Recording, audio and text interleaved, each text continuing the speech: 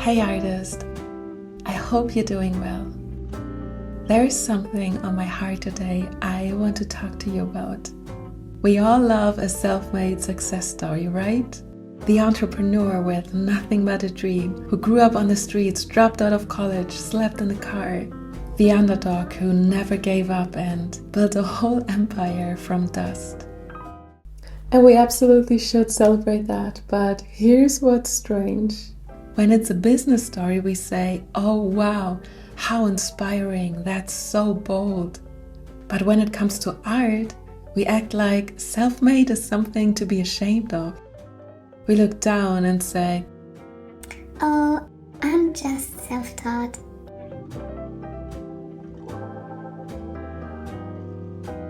Just self-taught, like it's something to be embarrassed about.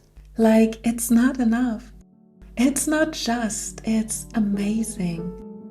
You taught yourself to create something that never existed before, to make beauty out of some crappy, cheap art supplies.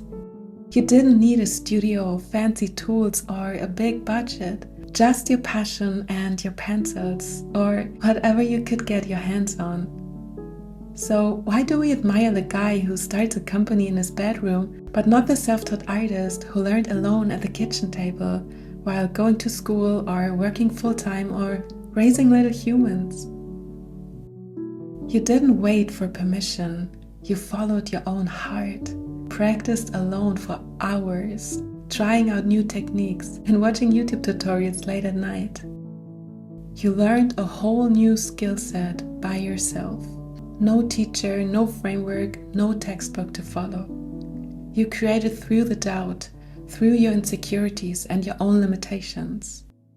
Maybe there were many times where you thought about quitting art, but you're still here, still dreaming, still building, still creating. So why do we see the garage startup genius as brave, but call ourselves as self-taught artists lucky? You are not just lucky, you're determined, you're passionate, you're brave. So why do we celebrate the kid who taught himself to code, but not that we taught ourselves color and composition, and everything else that comes with becoming an artist? Becoming an artist is not easy. From the outside, it can look fun, light, and effortless, but on the inside, it can be so confusing, full of tension and inner conflict.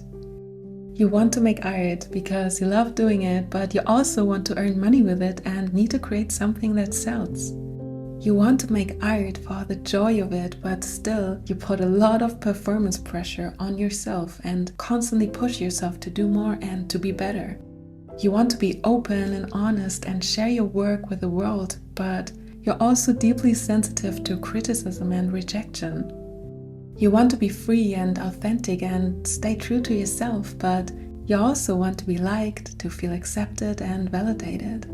So you constantly swing between, I don't care what anyone thinks about me, and please love me and tell me that I'm okay. Becoming an artist means learning to deal with all of this, and that's a lot. But for you, it's all worth it. You keep creating, you keep going, because something inside you has to come out. Because you have this passion, this urge to create, which is so hard to explain. You don't just want to get through the day, you want to experience life to the fullest. You don't just want to exist and float through life, you want to move things and make a change. You are not satisfied with superficial answers. You want to go deeper and find what's true. Being an artist isn't just about making things. It's a way of seeing, a way of feeling, a way of being. And you're not less because you're self-taught. You didn't climb a ladder someone else built. You made your own path. There is nothing small and nothing second class about that. It takes more courage, more heart, and more effort than most will ever understand.